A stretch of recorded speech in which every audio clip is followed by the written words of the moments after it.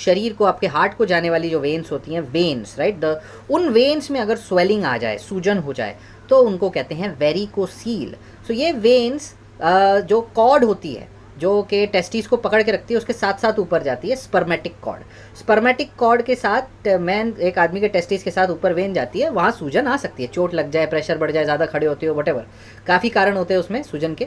जैसे for example इसके अंदर भी याद रखिए वैल्व्स होती हैं। जैसे वेरिकोस वेन में हमने समझाया था, वेरिकोस वेन में हर एक वेन में, बॉडी में मोस्ट वेन्स में वैल्व होती है। वैल्व का क्या काम है? ऐसी वैल्व होती है, नीचे से ब्लड आएगा तो वैल्व खुल जाएगी, ऊपर से ब्लड वापस आने जाएगा तो वैल्व बंद हो जाएगी। अगर एक आधी वैल्व ऐसी, एक एक लेवल, यहाँ वैल्व है, फिर यहाँ वैल्व है, फिर यहाँ वैल्व है, ऐसे ऊपर नीचे 3-3 एक एक लेवल में वैल्व है। अगर ये वैल्व खराब हो गई, ये वैल्व ऊपर वापस छोड़ दे रही है ब्लड, तो डबल प्रेशर दूसरी वैल्व पे आ जाएगा, तो वो वैल्व क्या होगी, वो फैल जाएगी। वो फैलेगी, इतना फैलेगी तो नीचे और डबल प्रेशर फिर फैल जाएगी। ऐसे फैल के वैल्व फैल के पूरा का पूरा थैला बन जाता है, वहाँ पे वेरिकोसील बन जाता है या वेरिकोस वेन बन जाता है। वेरिकोसील जब स्क्रोटम के अंदर होती है तब होती है, वैल्व के वजह से होती है, याद रखिए। तो इसी के वजह से इम्प्रॉपर ब्लड फ्लो होने लग जाता है, ब्लड बैकअप होने लगता है, और इसी वजह से स्वेलिंग होने लगती है। ये जैसा वेरिकोस वेन में होता है, बिल्कुल वैसा। ज़्यादातर केस में ये बहुत स्लोली डेवलप होती है, इट टेक्स टाइम। कई बार ये बहुत कॉमन है 15 से 25 साल की उम्र में, 15 से 25 साल के आदमियों को बहुत कॉमन है, और ये ज़्यादातर लेफ्ट साइड ऑफ स्क्रोटम में पाई जाती है। लेफ्ट साइड में क्यों, इसका कोई जवाब नहीं है, बस ज़्यादातर पाई गई है, इसलिए बता रहे हैं। वेरिकोसील बुढ़ापे में भी पाया जा सकता है, लेकिन ये कुछ उसके कारण देखे जाते हैं। बुढ़ापे में अगर है तो वो हो सकता है किडनी के अंदर एक कोई ब्लॉकेज, कोई ट्यूमर, कोई ऐसी चीज़, किडनी प्रॉब्लम की वजह से, जिसके वजह से उस वेन में ब्लड फ्लो ब्लॉक हो गया है, वेन से ब्लड फ्लो ब्लॉक, उस वजह से भी हो सकता है। सो kidney problem can cause this thing. Young में भी किडनी को चेक करना चाहिए, अल्ट्रासाउंड होना चाहिए, पेट का भी और स्क्रोटम का भी। ऑब्वियसली इसका डायग्नोसिस ही स्क्रोटल अल्ट्रासाउंड से होगा। सिम्टम क्या होगा अगर मान लो ऐसी किस प्रकार की वेरिकोसील सूजन हो जाए? तो ऑब्वियसली स्क्रोटम के अंदर आपके सूजी हुई खून की नसें हैं, एनलार्ज ट्विस्टेड वेन्स हैं, तो इसमें एक डल एकिंग डिस्कम्फर्ट हो सकता है, अजीब सी दबाव या अजीब सी दुखन महसूस हो सकती है। कई बार बिना किसी पेन के लंप भी रहता है कि भाई टेस्टिस के ऊपर या उसके आसपास कोई गांठ मिल रही है, या फिर स्क्रोटम में ही सूजन है, या फिर बल्जिंग महसूस हो रही है स्क्रोटम के आसपास, वहाँ किसी जगह पे इस तरह की दिक्कत हो सकती है। और इस केस में प्रॉब्लम्स फर्टिलिटी की आ सकती है, डिक्रीज्ड स्पर्म काउंट की आ सकती है, बिकॉज अगर टेस्टिकुलर ब्लड फ्लो ऑब्स्ट्रक्ट होगा तो टेस्टिस के फंक्शन में प्रॉब्लम आ सकती है। जी हाँ, तो ये प्रॉब्लम, तो इसीलिए कभी कोई इरेक्टाइल डिस्फंक्शन, कोई लो स्पर्म काउंट, कोई इनफर्टिलिटी से मेल आता है तो उसके स्क्रोटम का अल्ट्रासाउंड किया जाता है, ये देखने के लिए कहीं वेरिकोसील तो नहीं है। सो ये इंपॉर्टेंट है। तो एग्जामिनेशन क्या होगा? पहले तो एग्जामिनेशन होता है स्क्रोटम का, टेस्टिस का, हाथ लगाने, कभी सूजन दिख जाए तो वो अलग चीज़ है, ज़्यादातर केस में नहीं दिखती, कुछ केसेस में दिख जाती है। और ये स्पर्मेटिक कॉर्ड को जब देखा जाता है, उसको देख के उसमें टेंडरनेस हो सकती है, दबाव में दबाने से दर्द हो सकता है, राइट। एक साइड का टेस्टिस छोटा महसूस हो सकता है, दूसरे साइड का अगर सूजन है मतलब उस तरफ हो सकता है ब्लॉकेज हो, इसलिए ब्लॉकेज है। वापिस देखो, बहुत सिंपल है, वापस जाने वाला ब्लड ब्लॉक हो गया है तो ब्लड रुकेगा ना, काय में रुकेगा? टेस्टिस में रुकेगा ना। ब्लड ज़्यादा रुक रहा है तो थोड़ा तो सूजेगा, तो सूजेगा, सो वो सूज सकता है, राइट। तो एक तरफ बड़ा एक तरफ छोटा हो सकता है। अल्ट्रासाउंड ऑफ टेस्टिस के अल्ट्रासाउंड में दिख जाएगा, टेस्टिस या स्क्रोटम का अल्ट्रासाउंड होता है, उससे क्लियर दिख जाता है। इसके साथ किडनी का भी अल्ट्रासाउंड करना चाहिए, किसने, जिसको भी ये प्रॉब्लम है। चलो ट्रीटमेंट क्या? सबसे पहले अगर आपको डिस्कम्फर्ट हो रहा है तो एक जॉक स्ट्रैप होता है जो क्रिकेट में पहनते हैं, जिसके अंदर एक पॉकेट होता है, पॉकेट में स्क्रोटम और अंडे अपने डाल के बढ़िया से ऐसे खुज जाता है। जॉक स्ट्रैप पहनने भर से कई बार डिस्कम्फर्ट ठीक महसूस होने लगता है। बेसिकली जैसे पैर में वेरिकोस वेन के लिए हम कंप्रेशन स्टॉकिंग पहनते हैं, वैसे ही यहाँ पर जॉक स्ट्रैप पहनते हैं। सो ये एक सिर्फ डिस्कम्फर्ट कम करने वाली बात है। अलग से ट्रीटमेंट के लिए अगर पेन नहीं ठीक हो रहा तो फिर सर्जरी करनी पड़ती है, सर्जरी करना पड़ता है। वेरिकोसील का एक वेरिकोसीलेक्टॉमी होता है। ये करने के लिए ऑब्वियसली एक छोटा सा ऑपरेशन है, बड़ा नहीं है।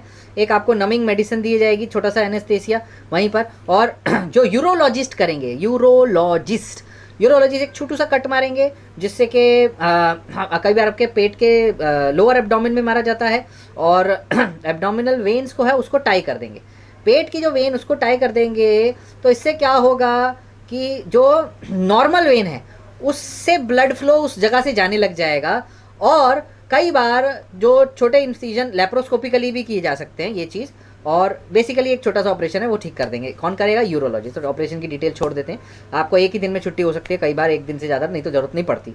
और आपको थोड़ा उस एरिया में 24 घंटे के लिए आइस पैक रखना पड़ सकता है आफ्टर सर्जरी, स्वेलिंग रिड्यूस करने के लिए। सर्जरी का ऑल्टरनेटिव है, जी हाँ है, क्या है? Embolisation, varicocele embolisation. एम्बोलाइजेशन का मतलब है कि उसके अंदर क्लॉट, यानी उसके अंदर कुछ फंसा दो, वेन है बड़ी हो गई है, उसके अंदर कुछ फंसा दो। क्या करते हैं? एक छोटी ट्यूब, स्मॉल हॉलो ट्यूब डाली जाती है, जिसको कैथेटर बोलते हैं, वो वेन में डाली जाती है आपके ग्रॉइन और ग्रॉइन एरिया से, राइट, जो ग्रॉइन का एरिया वहाँ से, और उससे क्या, वो ट्यूब को वेरिकोसील के अंदर एक्सरे की तरफ देखते हुए फ्लोरोस्कोपी में डाला जाता है। वेरिकोसील यानी सूजी हुई नस के अंदर डाला जाता है, और बहुत इतनी सी वेन है तो इतनी सी पतली सी वायर पे जाके उधर एक पतली सा कॉइल डाल दिया जाता है। वो कॉइल क्या करता है? एक ही जगह पे ऐसा गोल गोल गोल गोल गोल गोल गोल गोल करके ऐसा बना देता है गांठ, वो कॉइल की गांठ है। वो कॉइल अंदर रह के क्या होता है, वो गांठ बन जाती है, coil passes through the when, coil block कर देती है ब्लड फ्लो, जो गलत वेन है, सूजी वेन है, उस पर ब्लड फ्लो नहीं जाती, जो कि वहाँ बहुत सारा प्लेक्सिस है। देखो वहाँ पे मान लो 25 वेन है ऐसी, 25 में से 4 सूजी है, 4 को ब्लॉक कर दिया तो कोई दिक्कत नहीं होगी आपको, राइट, बाकी सब नॉर्मलाइज हो जाएगा। सो इस तरह से हम करते हैं, जो एबनॉर्मल वेन है उसको ब्लॉक कर देते हैं, उसको निकाल देते हैं, नो बिग डील, राइट। सो ये बहुत छोटा सा ऑपरेशन होता है, कॉइलिंग, और इसको कहते हैं वेरिकोसील एम्बुलाइज। देखो वहाँ कॉइल डाल देते हैं, वहाँ कुछ आ गया, फंस गया, एम्बुलस बन गया, वो आगे ब्लड नहीं जाने देगा। सो वेरिकोसील एम्बुलाइजेशन, इसमें भी आपको 24 घंटे तक आइस पैक रखना पड़ेगा और स्क्रोटल सपोर्ट पहनना पड़ेगा, कुछ टाइम तक स्क्रोटल सपोर्ट या जॉक स्ट्रैप पहनना पड़ेगा। सो ये इसके साथ कई बार हॉस्पिटल में रहना पड़ सकता है, और इसमें बहुत छोटा कट लगता है, कोई चीरा नहीं लगता है, इसमें सिर्फ सुई डाली पड़ती है और बहुत जल्दी हील भी हो जाता है। सो 2 ऑप्शन है आपके पास, छोटा ऑपरेशन या फिर एम्बुलाइजेशन, और दूसरा है एक जॉक स्ट्रैप पहननी है वेरिकोसील वालों को। वेरिकोसील एक हार्मलेस चीज़ है, बहुत, अगर दर्द नहीं है, दिक्कत नहीं है तो इसको कुछ नहीं करना। अगर आपको सेक्सुअल प्रॉब्लम नहीं है, इनफर्टिलिटी नहीं है, बच्चे पैदा है, बढ़िया हो गए, सब ठीक है, ऑल इज वेल, तो कुछ नहीं करना, रहने दो, जॉक स्ट्रैप पहन लो बस, और कुछ नहीं करना। So this is the thing. Unless and until size हो रहा है चेंज आपके टेस्टिस का, अनलेस एंड अनटिल पेन हो रहा है, कोई दिक्कत हो रही है, तभी कुछ करेंगे। और अगर आपका स्पर्म काउंट कम है या कुछ ऐसा प्रॉब्लम है तो ज़रूर सर्जरी करेंगे, और सर्जरी के बाद आपका स्पर्म काउंट इंक्रीज हो जाएगा। लेकिन ज़रूरी नहीं है कि आपकी फर्टिलिटी भी इंप्रूव हो जाए, क्योंकि अगर लंबे समय तक आपने मान लो आपके अर्ली एडोलसेंस, जब 15 से 25 साल की उम्र तक आपने कोई ऑपरेशन नहीं कराया, आप आए 40 साल में, तो 40 साल के बाद हो सकता है टेस्टिकुलर एट्रोफी हो जाए। इतने साल में टेस्टिस सारी खराब हो गई है, आप पेन सह के भूल गए, अब ये इसलिए समय पे करा लेना चाहिए।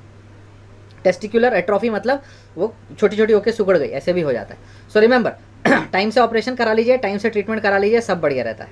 पॉसिबल कॉम्प्लिकेशन इसका इनफर्टिलिटी है, और उसके अलावा टेस्टिस छोटे हो जाते हैं, एट्रोफी हो जाती है, या कभी कभी क्लॉट बन जाता है, कभी इन्फेक्शन हो सकता है, कभी इंजरी हो सकती है या नियर बाय वेसल्स को। तो इसीलिए वेरिकोसील्स को लाइटली नहीं लेना, छोटा सा ऑपरेशन है, करा लेना चाहिए।